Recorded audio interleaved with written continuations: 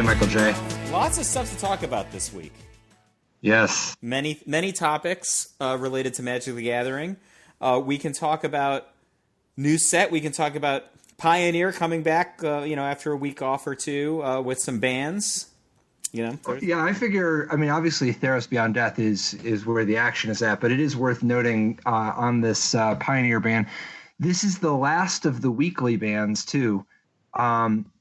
It's not completely on a normal schedule, but they already announced that there's going to be no Pioneer band updates for the next 2 weeks. So this is it, and it's starting to slow down and get to the spot where maybe they're going to have one in 3 weeks. That's the last before it switches to a normal schedule. But it's also kind of weird because they've kind of implied that maybe nothing is on a normal schedule anymore. Yeah, they said that they were announcing a different cadence to Banned and Restricted instead of being tied to very specific dates, just in general, right? Yep. So, yeah. And I'm concerned slightly about their health if they're just not going to eat lunch for 3 weeks.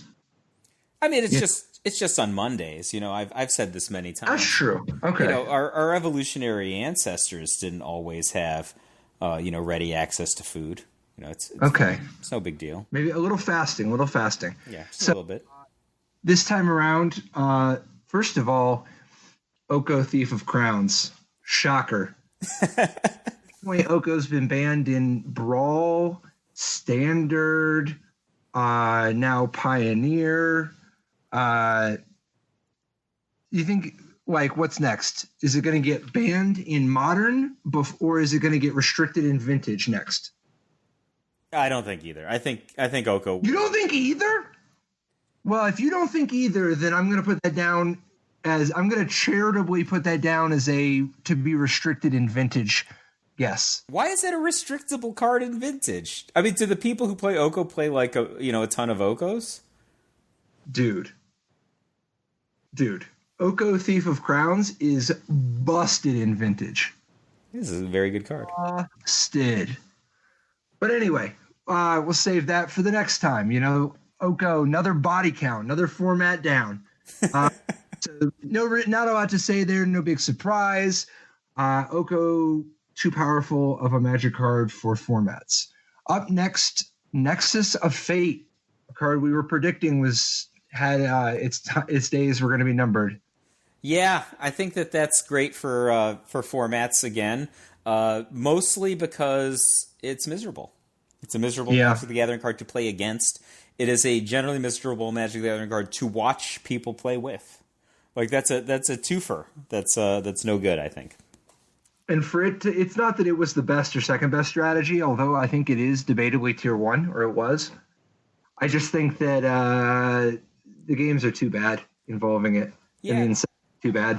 The very first Players Championship, is that what it's called? The new Pro Tour name is going to be Pioneer, and they need to not have Nexus of Fate there for people who might accidentally see it on camera.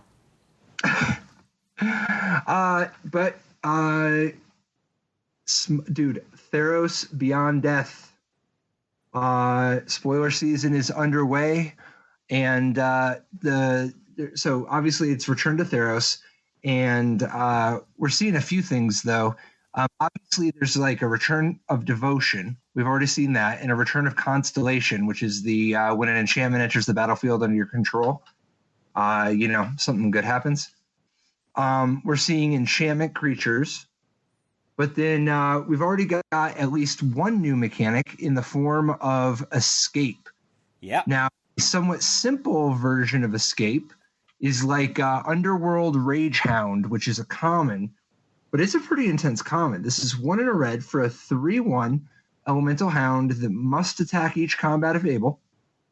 And it has Escape 3 in a red, exile 3 other cards from your graveyard, which means you can cast this card from your graveyard for its escape cost. And then Underworld Ragehound also has the ability that it escapes with a +1/+1 counter on it. So basically, this is a 3/1 for 2 that must attack every turn. And you can pay 4 and exile 3 other cards from your graveyard to just play this out of your graveyard. So it could be counterspelled. and you, I don't know for sure, but I mean, I assume that you can't play this at instant speed, right? Like you have to only be able to play this at sorcery speed, like when creatures are normally available to be played, right? That's the implication I have. You're casting it normal? Yeah, you're casting it. You may cast this card from your graveyard, right? That's like, yeah, so it's not instant speed. But when you do, you get a 4/2 that must attack every turn. Yeah, this is a very scrap heap scroungery type creature.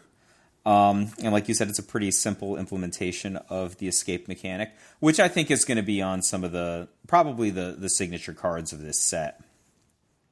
Yeah, I mean, like, obviously already we've got Elspeth, Sun's Nemesis. This is the big one. Yeah, so to the surprise of literally no one, we are returning to Theros, and popular Planeswalker Elspeth is back with not just one, but two different cards. And yeah, one of them's like the dual deck, whatever. Yeah. But that card was, we've only ever had, I think, two guests on Top Level Podcast ever, and one of them was Christine Sprankle, and she came back to premiere the other version of Elspeth. So shout out in that direction. Yes. Elspeth Sun's Nemesis, I think is going to be the more competitive of the two Elspeths. It's 2 WW for a 5 loyalty legendary. Planeswalker Elspeth has 3 abilities. So 4, sort of. I mean, it's 3 loyalty abilities. 3 loyalty abilities and the escape, right? So it's 5 starting loyalty, -1, up to 2 target creatures you control. Each get +2, -1 until end of turn. That's 2. No. +2, +1. I'm sorry, +2, +1. I apologize. Until end of turn. The -2 is create 2 1/1 white human soldier creature tokens, and the -3 is you gain 5 life. So weird Planeswalker. Oh, and then again, like you said, there's the escape. So you can escape this for 4 WW. Exile 4 other cards from your graveyard. So kind of a weird Planeswalker. It's only minuses, right? So we've seen Planeswalkers that sort of. I mean, its escape is effectively a +5. Yeah, so I guess... Remember, escape is not flashback. You can do it as many times as you want. Yeah, I was thinking about that mechanic as kind of like unearthed that doesn't end until end of turn. It's kind of fixed dredge, really. I think it's pretty cool. Definitely. I think this card's been getting a lot of flack that it doesn't deserve. I think this card could be all right. What? Of course this card's all right. Yeah, it's like a very inevitable card is all right. Right? Like, you only need to find one in your entire deck, and you can just make a large number of 1/1 creatures given enough time. What? I don't understand how this card could not be all right. What do you mean? People are saying they don't like it. The internet. I think it's all right. I think people are saying they don't understand it. Okay, so here's the thing with Elspeth Sun's Champion. I think that some number of people are confused about -3 gain 5 life. They're Elspeth Sun's Nemesis. Sorry, yeah. Elspeth Sun's Elspeth Sun's Champion was the card you used to win a Pro Tour. Yeah, and God bless Christine Sprankle for the good luck. So Elspeth Sun's Nemesis, the -3 you gain 5 life, I think is throwing some people because they're expecting an ultimate and they get 5 life. But here's the thing. Elspeth doesn't play that way. The way Elspeth is actually set up, that -3 is really important, and we'll get to that in a second. But this is a very different kind of Planeswalker. Because, like, normally you put out a Planeswalker, get some value, that if they attack it, you just move on, right? You have an implied, extremely difficult to deal with threat that later at your leisure, you can pay 6 and immediately get Elspeth Sun's Champion again, make 2 more tokens, and then even if they can attack through the tokens and kill Elspeth again, you can just do it again the next turn. And you're like, well, she has all the minuses. Why do they even need to attack Elspeth? Well, to begin with, if they don't attack Elspeth, you can use the -1 ability to make it so that those 2 1/1s are an implied 6 damage a turn. Second of all, you could use the -2 again so that you're getting 4 tokens. Third of all, you can actually keep it going much faster, which is part of the reason the gain 5 life is so valuable. You see, if you put out Elspeth immediately, make 2/1/1 tokens, on your next turn, if they didn't attack her, she's at -3. She's at 3 loyalty. -3 to gain 5 life has the upside of killing Elspeth, so that then you can escape her again. So you could actually, if you just have 6 mana a turn, you can be making 2 tokens a turn and gaining 5 life a turn, as long as you have at least 4 cards a turn to exile.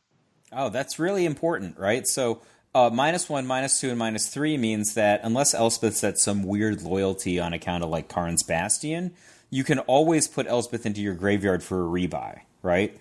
As long as you've done the create 2 1/1 white human soldier creature tokens the previous turn. That's a really, really important mechanic. I think you're right. That's very exciting, right? So you can just keep playing the same Elspeth. Like, you could just keep playing a land and then keep playing the same Elspeth and generate like tons of value. It really reminds me of, do you remember back in the day, maybe 10-ish years ago, there was a version of Blue-White in Extended that was like, or maybe in Standard, that was like Sun Titan and Jace Beleren. And that like you could just never beat the Jace Beleren because no matter what you did, the Sun Titan would get the Jace Beleren back. And so it was just like this constant stream of card advantage. It feels very reminiscent of that. Just this card by itself. That like the Jace Beleren wasn't so unbeatable by itself, but like the fact that it kept coming back and you couldn't really just like deal with it in a permanent way without dealing with the Sun Titan made that deck highly, highly difficult to beat once its machinery was in place.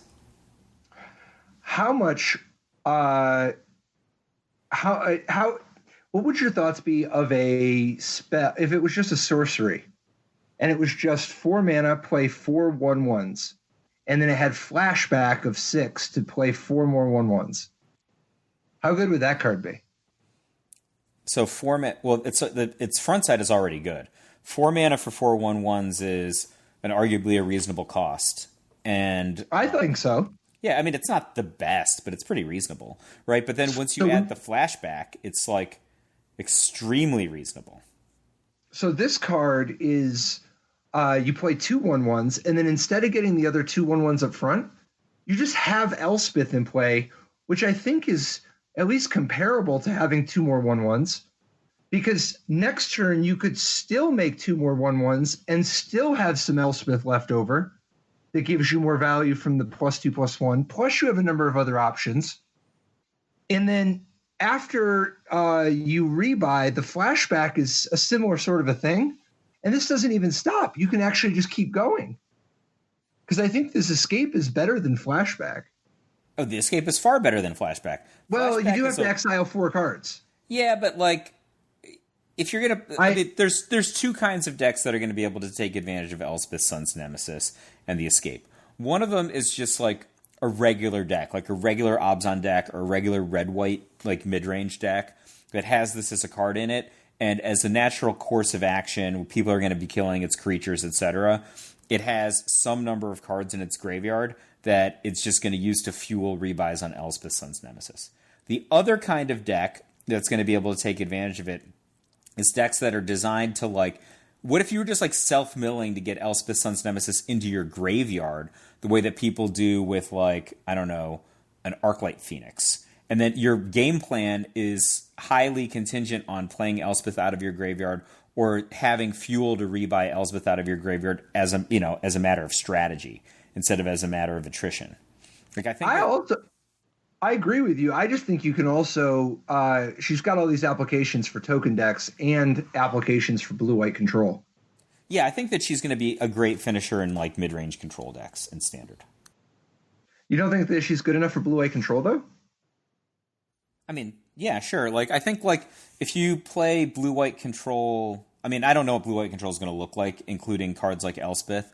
But if you think about blue-white control as it stands right now in Standard, they don't have a lot of permanents. Their only permanents are like Gadwick and Teferi, and I don't know that she fits into that schema very well. Outside of like this, the one slot that they have for like the blue finale, Like, I feel like she could be in that slot, but like most of the rest of that deck is very around generating a certain kind of momentum. But dude, don't you like her with Time Wipe?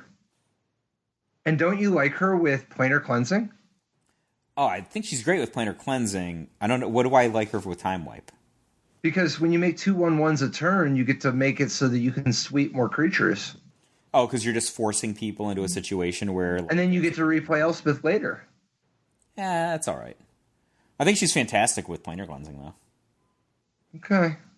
You're a hard man to please. I said I thought this card was all right. I think this card is good. I think this card... First of all, I think that I personally will play this card and be happy that I'm playing this card. I think... You're hedging. No, I think I will play the card. I think the card's really good. I think it's good. See? We'll see. Let's see where we both stand, so 1 month from today. Have you had any thoughts at all about the other Elspeth Undaunted Hero? So Elspeth Undaunted Hero is 2 white. So 5 mana for a 5 loyalty planeswalker. Her first ability is +2 to put a +1/+1 counter on each of up to 2 target creatures. Seen that before. Her -2 ability is search your library and or graveyard for a card named Sunlit Hopper and put it onto the battlefield. If you search your library this way, shuffle it. And then her -8 ability is until end of turn, creatures you control get flying and get +X/+X, where X is your devotion to white. So we don't know what Sunlit Hoplite is, right? That's a new card, I assume. This is like a onboarding card. Like, there's no way that this is going to be good. Yeah. All right. I was just thinking, like, we've seen cards from the dual decks make, sideboards and top 8s of events before, right? Nah, that was only in the beginning, and they actually considered that to be a mistake and intentionally pivoted away from that. Yeah. So no chance that this one's going to be any good. I was just thinking, I don't know how good this Sunlit guy is. Yeah, I know. The first Nissa was producing, 2-3 elves. That was an all right Nissa. It's obviously not as good as subsequent Nissas. It's going to turn out to be a goat. You're going to look behind what's behind door number 2, and it's going to be a goat. Yeah? All right, well, not into it then. Not the greatest of all time, just like an 0-1. No, yeah. Yeah, it's just a goat token. There are some cards that are some other devotion to white type of stuff that is available, such as Daxos, Blessed by the Sun, which is a white legendary enchantment creature demigod, an uncommon legendary enchantment creature demigod for that matter. And Daxos is a 2-star, and Daxos's toughness is equal to your devotion to white. And whenever another creature you control enters the battlefield or dies, you gain a life. This card is phenomenal, at least in some applications, right? Like, starting out as a 2/2 for 2 that has Soul Warden on the way in and out is already interesting. Yeah, I mean, I think in a deck that wants to play Daxos, that's got like a bunch of white pips, this guy is going to be impossible to penetrate for beatdown decks, right? Like, if you play with either you have like multiple Daxos in your opening hand, or you play with a little bit of patience. Like, if you're just playing Daxos on like turn 3 or 4, they're just never, like, a red deck's never going to be able to penetrate it. That's amazing. And then it has this passive ability to just gain life, including when his buddies are dying. I think like this card is like, it's scary to me how effective this card seems against beatdown. I don't know. We'll see. Maybe against red beatdown. If this thing just gets killed for being an enchantment, how much should it even do? I got you. I mean, it's rate. I mean, it's effective rate, which includes the games that it's being played in, right? Like, this is probably not a popular main deck card in the dark. In the dark, right? Why would this not be a main deck card? You're not going to sideboard this, are you? I think like mid-range or control decks will side this against beatdown all the time. It's fantastic. So you think this card is going to be sideboarded more often than it's going to be main decked? Yeah. Like, if you have this next to Elspeth Sun's Nemesis, when you're producing creatures with Elspeth Sun's Nemesis, you're gaining life. When they die, you gain life. It's going to be like at least 2/4. If you have like any other white pips, like from, I don't know, Glass Caskets or something like that, it's going to have so much toughness. I think that's its main job in life. It's to keep you alive, and then you're going to win with like your real powerhouse cards. Like nobody's losing to this. Like, I mean, they lose because their strategies are invalidated, not because they're getting hit by a 2x too many times. We'll see. I don't know. Sounds hyperbolic, but okay. I was like a big Nyx Fleece Ram guy, and I think this card is probably a better defender than Nyx Fleece Ram. I think so, too. I just think Nyx Fleece Ram is a sideboard card. I think Daxos is a main deck card. Well, I guess we'll find out.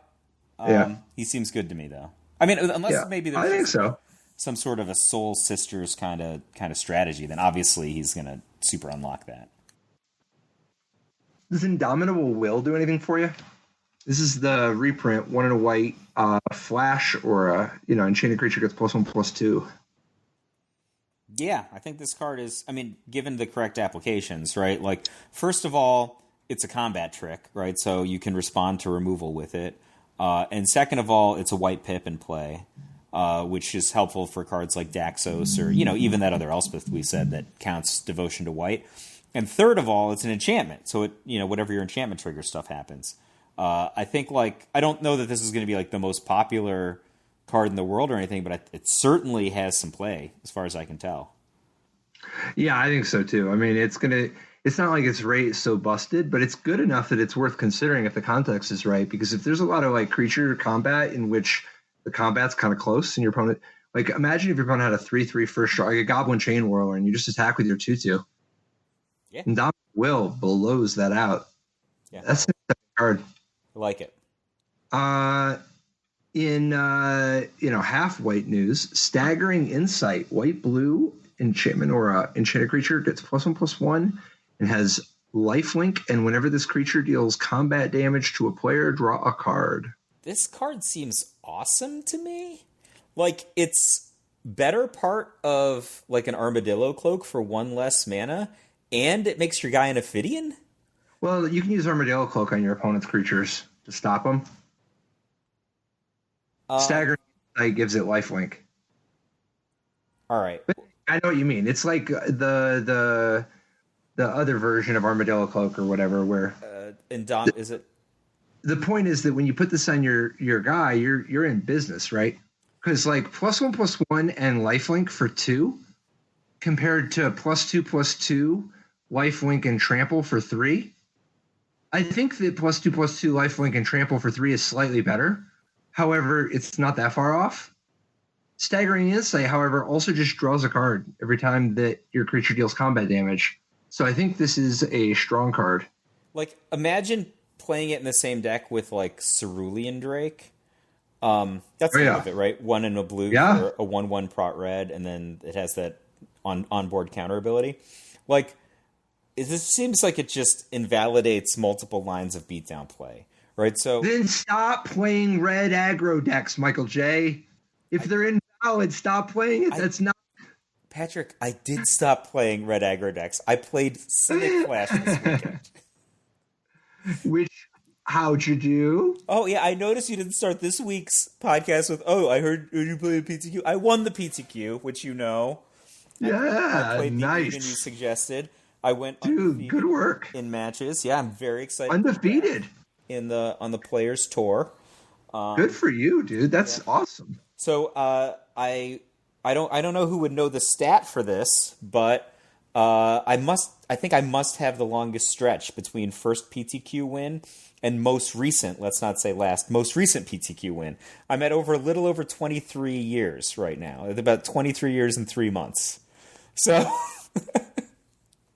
I think that's pretty cool. When did you win your first PTQ? 1996. There's got to be somebody who won a PTQ before the PT existed, right? But then has won one more. But has also won no, you couldn't. 96 is when the Pro Tour was invented, man. That's when I won my first one. I know. That's got to be the record. Yeah. So But anyway, to answer your first quip, I did stop playing red beatdown decks. So dude, staggering insight, man. This card seems pretty good, right? It needs a deck, right? Sailor, Spectral Sailor into staggering insight. I'm in. Yeah. How about Terramander? Because you need another 1-drop anyway to put this on, and sometimes it's dope to make Terramander huge because the lifelink gives you extra mileage. Yeah. The thing is, like, do you think that those cards have life outside of mono blue? Right. So even blue green's not playing them. I'm talking about mono blue splash staggering insight into Teferi and Dovin's veto. Well, when you put it like that, it just seems like all dope cards. So, yeah, I feel like that would be a great deck if only because everyone has Aether Gust, right? Like you just get some free wins because that. Oh my gosh, would you be good against that? Oh yeah. Dude, I think Teferi could be really good for him on a blue deck. So I take it you're a buyer on Staggering Insight? Yeah, I mean it needs a deck, but I like what it has to bring to the table. It's really strong. It beats up. If you think about like the 3 different kind of things that decks try to do, it hurts people who are trying to deal damage to you. It hurts people who are trying to beat you with card advantage, right? And it also develops your presence on the actual battlefield by increasing the power and toughness of a potential blocker. So, I don't know. It does a lot. I think it's interesting. If there are there good hexproof creatures, good hexproof / evasion. The Cerulean Drake is like the closest one. So the reason I thought about the Drake was not just about like red aggro and the abstracts, but there are a lot of decks that are dependent on red removal, right? So is it Flash, like that kind of is it beatdown deck, and like Rakdos Knights use primarily red removal. So I guess Rakdos Knights has some Murderous Riders, but these guys are like all about shocks and Bone Crusher Giants, despite not being mono red. And so I think like a Cerulean Drake actually has some new texture when combined with a card like this in those kind of matchups. Too bad there's nobody with like hexproof and for double strike. Just unblockable hexproof double strike. Yeah, I don't know if they'll ever make a card like that. Seems like that wouldn't be fun to play against. I don't know, man. Someday. Demon of Loathing, man. I wish this card cost 4 BBB to complete the callback. So this is Lord of the Pit, 7/7 flying trample.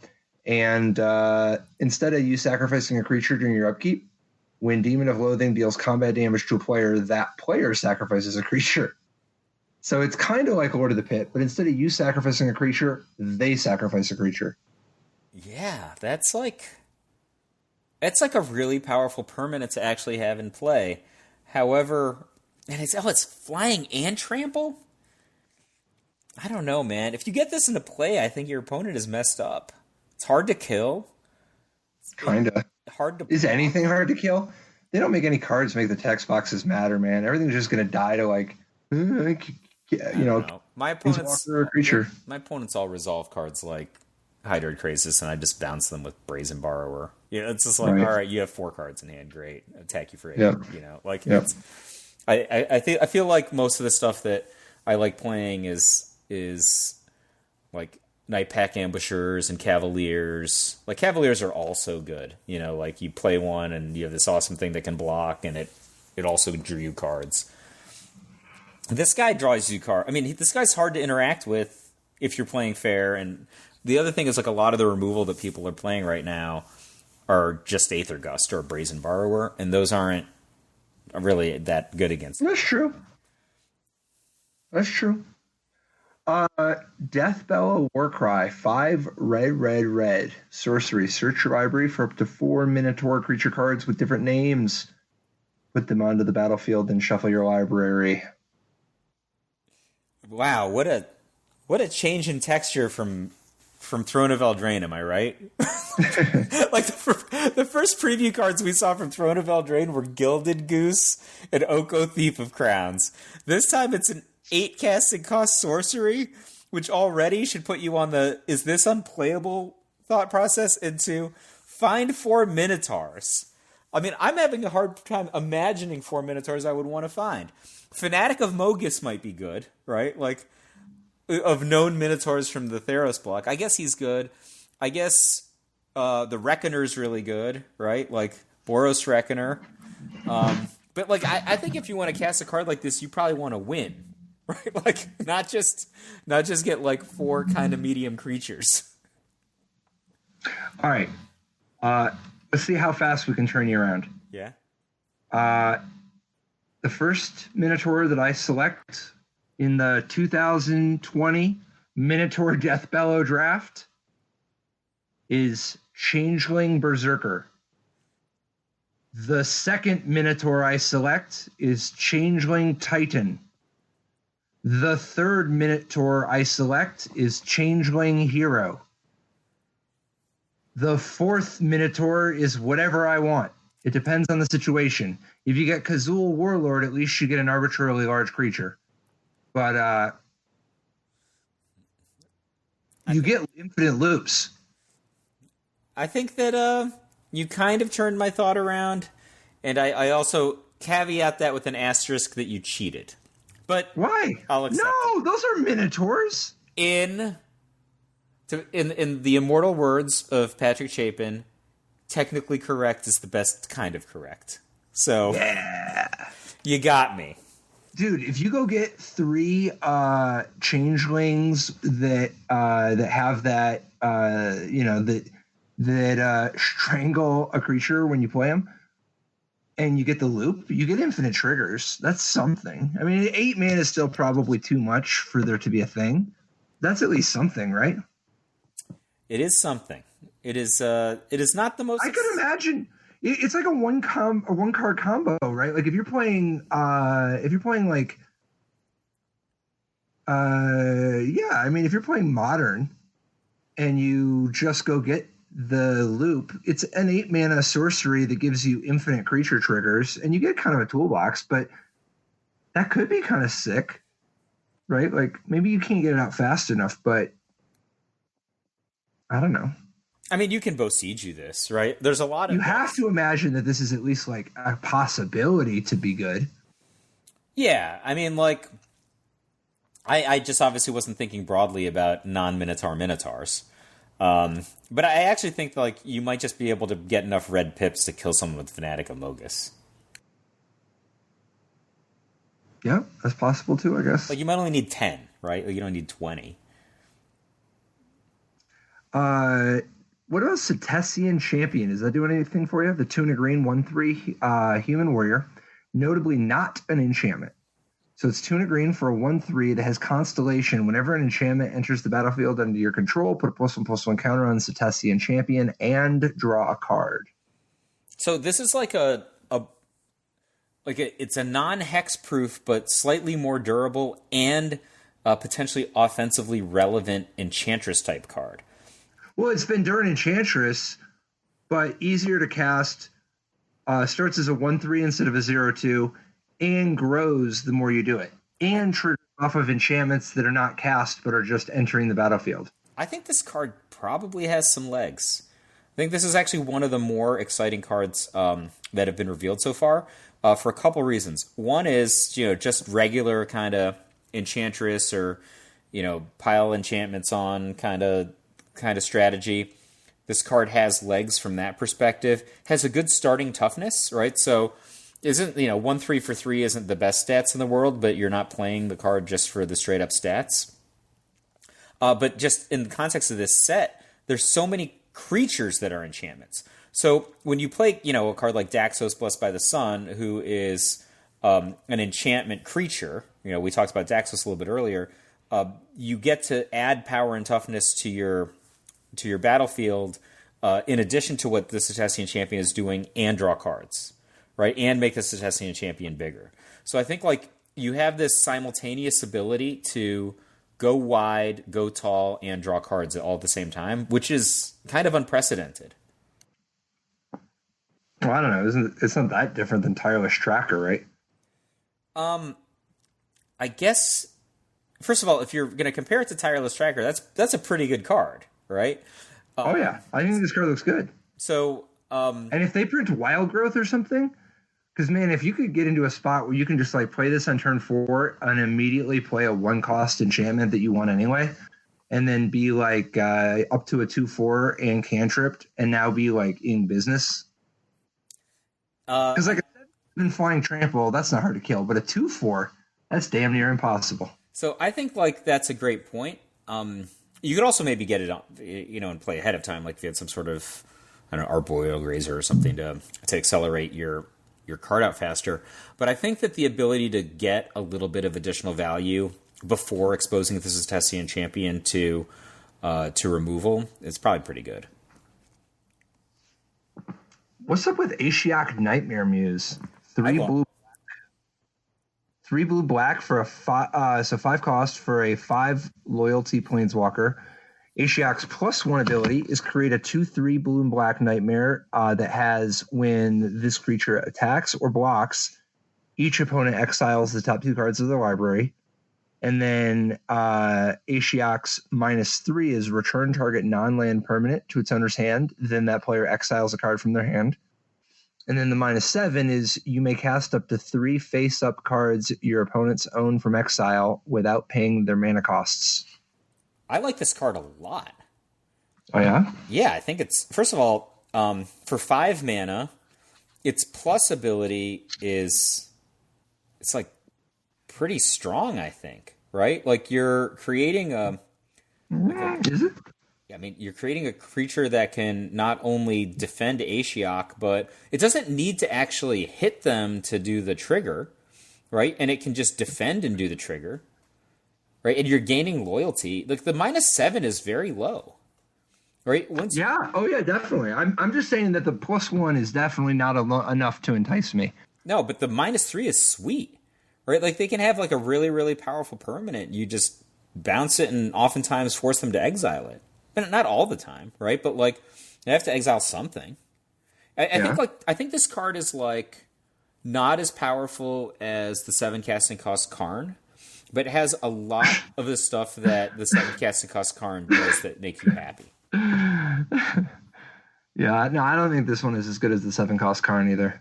Well, yeah, but you know how the 7 casting cost Karn can kind of just like deal with whatever permanent? This kind of can deal that, right? And then the 7 casting cost Karn gives you the stuff that you're exiling. This kind of can do that. It's good. It costs 2 less. That's a lot less. It's a weird comparison, man. What would you compare it to? Comparing it to a card that you're saying it's way worse than the 7 drop. And it's like, well, okay. I think people have an experience of playing against that Karn and understand, like, what that card kind of does when it's on the battlefield. I mean, I guess that card can stop lands, which this one can't. That's one of the reasons it's so difficult to beat. One of the big wild cards of this one is definitely the how good, because it comes online pretty quickly, and you can't play land off of it, but it does have the ability to, like, it does seem like something that could have like a really profound effect on the game depending on the matchup. I think making it a 2/3 per turn, that part's gonna really depend on the size of what's going on, because relatively recently there's been a number of designs that make 2/2 tokens a turn, and making a 2/3 is obviously fantastic in that kind of a world. It's a cool heads up against Ugin. I mean, I guess they can both destroy each other, so it's like you'd have to imagine a situation where Ugin didn't have enough loyalty to immediately kill Ashiok, right? But if it's Ugin against Ashiok, that's kind of something going on. I don't think this card really compares to. I don't know. Like, is this card in the same league as Teferi Time Raveler? I would say no. I mean, power. Well, I mean, Teferi Time Raveler costs 3. This costs 5. That's one of yeah. I mean, I think I'd rather have Teferi in play a lot of the time. Right? Like, I think this is a much better design, but I do think we're gonna have to see what the world looks like. This one might be at its best after the rotation. Yeah. But I also think that it really just depends on how much other stuff is made. It looks solid. I mean, if nothing else, the +1 ability is always good, and the -3 ability is a great option to have. If this card is great, I think it's because it turns out that the -7 is actually pans out in gameplay enough, All right, here's a question. How much worse is this card at 5 than the 5 casting cost Bolus? Like a ton worse? Yeah, tons. Monstrously worse.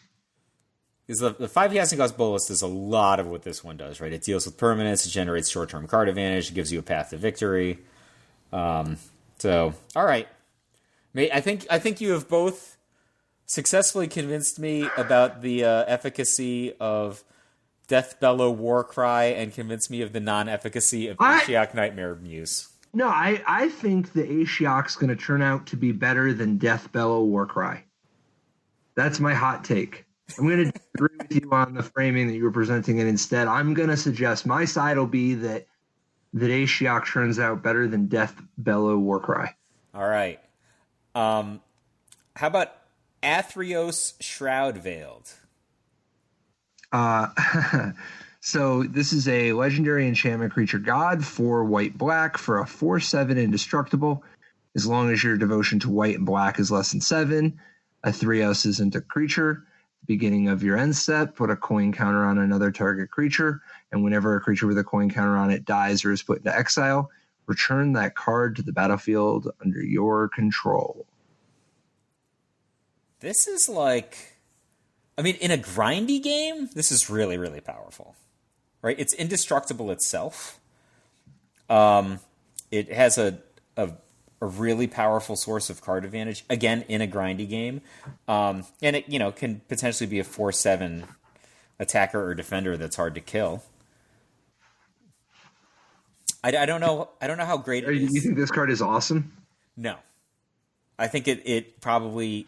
I think it's like... what's that 6 casting cost enchantment that's white, black, 4, and your opponent's creatures get -1 toughness? Yeah. I think it's like that card. That, like, if you put it in the right spot, your opponent is messed up. Because I don't think this card is good at all against some of the decks that are good in Standard right now, right? Like, if you were playing this against, like, Civic Clash wouldn't even care that you had this card in play, right? Like, they just, like, I mean, I don't know that Cat Food would care that you had this card in play. They just do. Does it matter to you that you can put coins on your opponent's stuff? You have to force. You put a coin. You don't. You may. You may. Right. But you get it either way. That's is strictly better than not putting coins on things. If you get it, yeah. I think this card is pretty expensive relative to the impact that it will have on the game the turn that it resolves. That's my criticism of the card. However, like I said before, in a grindy game, I think that this card might be unbeatable in a long game. I want so badly to have some sort of a snarky remark or whatever, but I think you just hit the nail on the head. I think you're exactly right, and I share your sentiment. Brutal. You know what else we've seen in the new cards that have come out? A Crow in War. Yep. Showing the return of Sagas. So the Crow in War, and I'm excited for this, by the way. What a smart move, because I think that Theros really lends itself well to Sagas. And I think Sagas are a great mechanic that they didn't really explore as much as they could have. I just hope that they have more Sagas that... I mean, I think that they did a good job before of having the story, the progression of the story be really good. But I think that having a good range of Sagas is such a great way to make an Enchantment Matters set have even more goodness with enchantments. I think that, we don't dwell on stuff like the flavor very often, but I think speak for yourself. The art, I just dwell on it regularly. The art on this card is so appropriate for the concept of a saga and also appropriate for the aesthetics of a return to Theros. I think that it's really well placed from that perspective. And I thought it was cool that they brought back Sagas because Theros is supposed to be reminiscent of kind of Greek and Roman myths. So the idea of Sagas was cool. And I didn't even realize, silly me, that this is an Enchantment Matters set and Sagas are enchantments. Dude, it's a good way to get enchantments back too. If there's anything that gets enchantments from your graveyard, I mean, Sagas are a great way to naturally end up with some enchantments in your graveyard. So the Akroan War, when you play it, you Chapter 1, gain control of target creature for as long as the Akroan War remains on the battlefield. So that's a little bit different of an effect than we're used to seeing from Red, right? Like we see Act of Treasons, but the idea that you're going to steal it and now you're going to have it for not only this turn, it won't be able to attack inherently, but you'll have it for this turn, and then you'll have it for next turn as well. Yeah. And on Chapter 2, where you have that extra creature, until your next turn, creatures your opponents control attack each combat if able, which includes having to attack into your whatever you stole from them. And then finally, Chapter 3, which notably in Chapter 3, you have to give back the creature that you stole if you still have it. Each tapped creature deals damage to itself equal to its power. Yeah, so this card is, from a mechanic standpoint, Chapter 1 is like a threatener or an act of treason that doesn't untap the creature if the creature is tapped, right? You just doesn't give it haste. Doesn't give it haste. But then you have this implication that you're going to keep it around for another cycle or two. But that it will inevitably go back to the opponent if not die because of the nature of the saga. Which is kind of cool just from kind of a storytelling perspective, right? Like this creature is doomed and that's part of the story. Or it's, something's going to happen. I think that like the long-term ability on this, which, kills all tapped creatures, it's cool if you can force the opponent. Well, it just makes tapped creatures, each tapped creature deals damage to itself equal to its power. Notably, this will happen during your draw step, so all your creatures will be untapped, right? So your opponent's stuff that has like your opponent's stuff that's butt heavy can live, but the Akroan War is also good with anything that can keep something from untapping.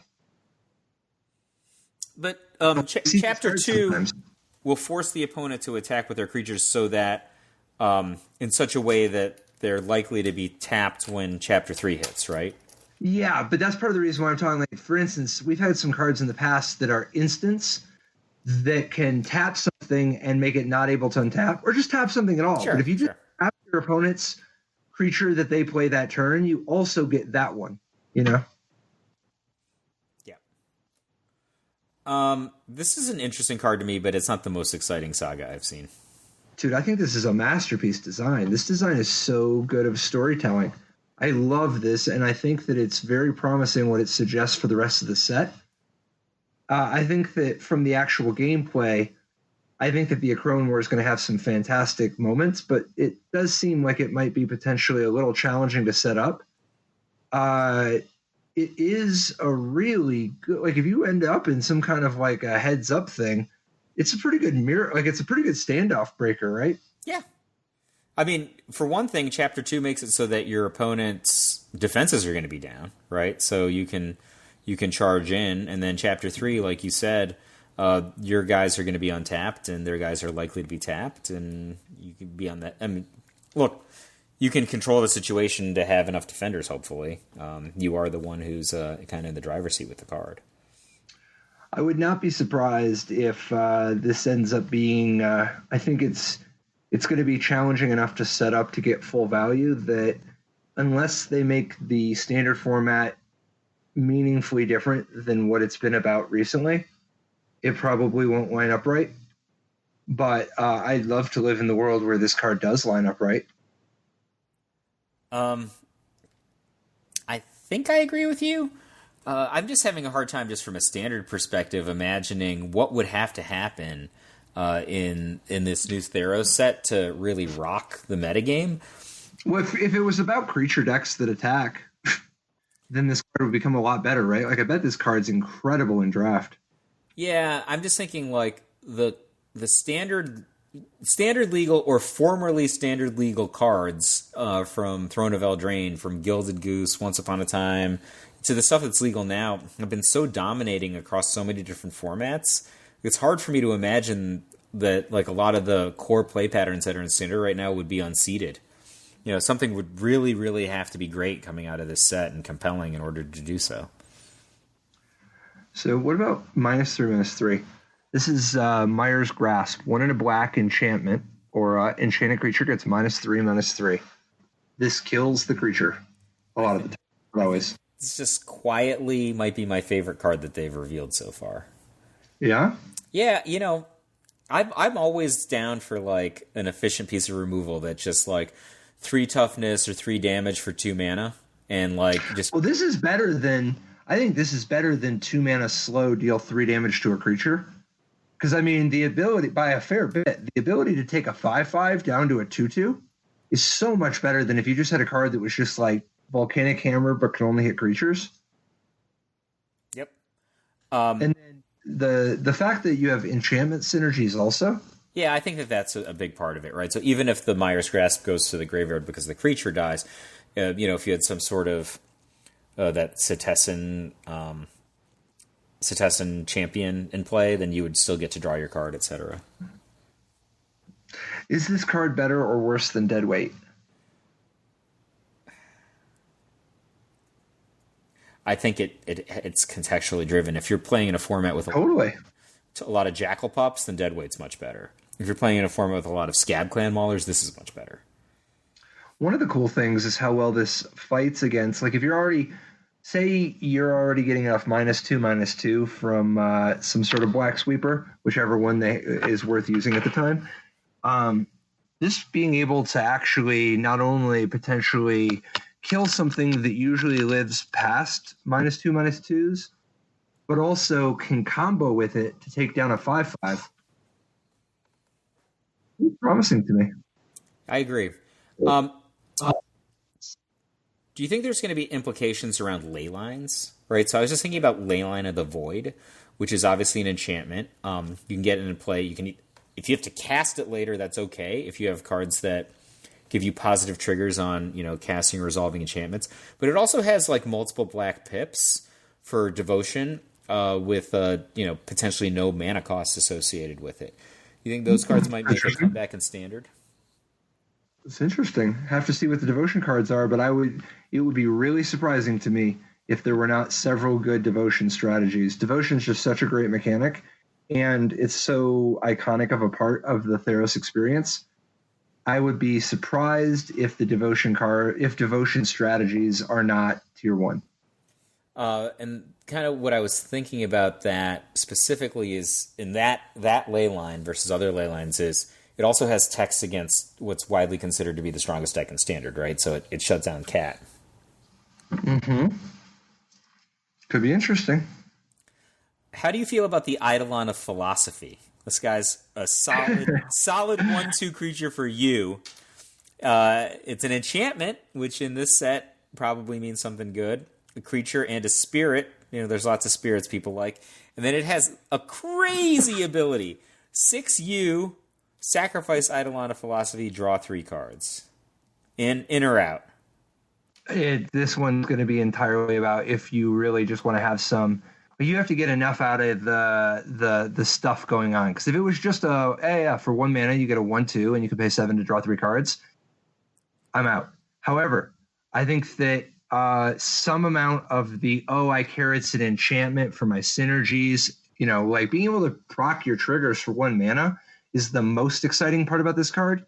And then I could also imagine it contributing to some sort of a devotion or spirit situation, depending on what other cards they support they put there. My guess is that this is, everything being equal, it's probably not going to be the thing. And if it is the thing, it's not out of the question, but if it's the thing, it's because you just really want a 1 mana way to trigger your constellations. That's a good point. What if it didn't ask you to sacrifice? What if it was just like 6 and a U, draw 3 cards? Yeah, I think that would be a lot better, man. What do you... I think Necropotence would be better too if you didn't have to pay any life. Maybe, but Necropotence taught us so much about how to play. We would not have ever learned those lessons if we didn't have to pay life. Maybe. So I don't know, man. This set, I'm really excited.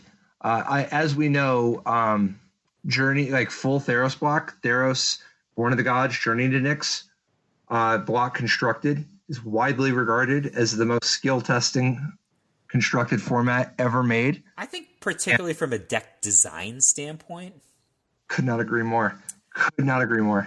It produced up until lots of winners, I'm sure, but how about the guy who won that Pro Tour? Do you have any opinions about that person?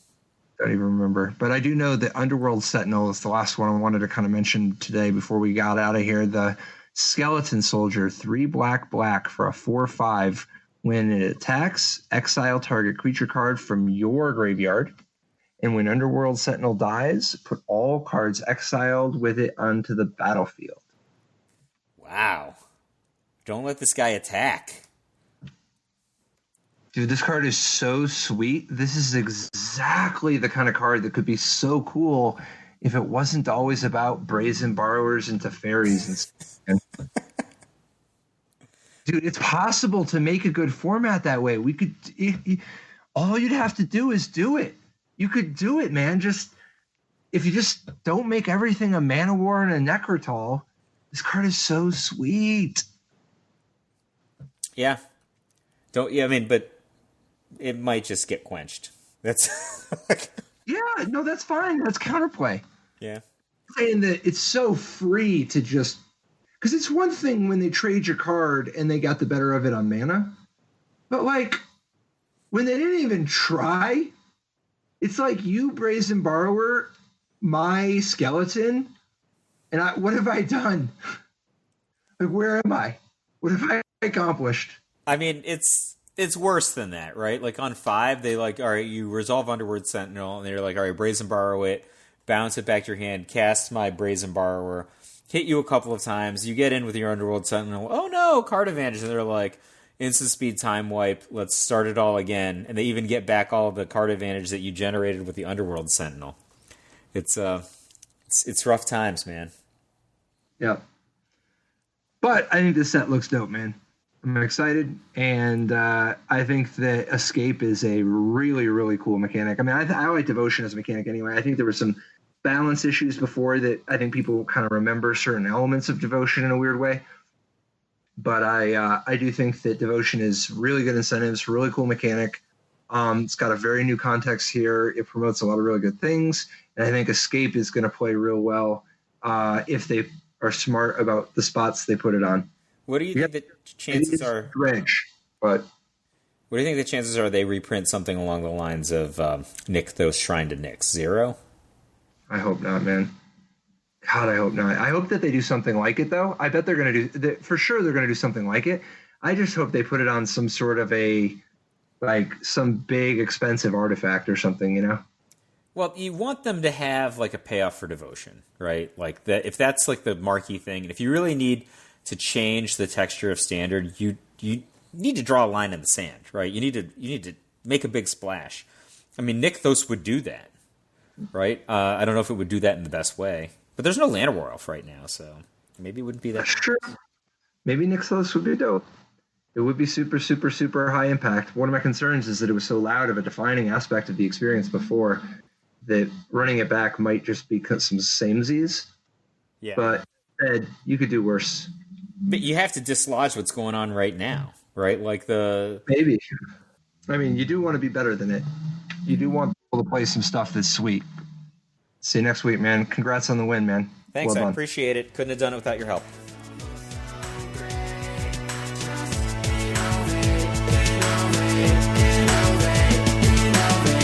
Life didn't work so great. Tried to play Dredge, it's a jailer hate. Ghostly prison waiting for my untapped phase. Your core trapped in amber stasis days. Lost a lot of friends, got left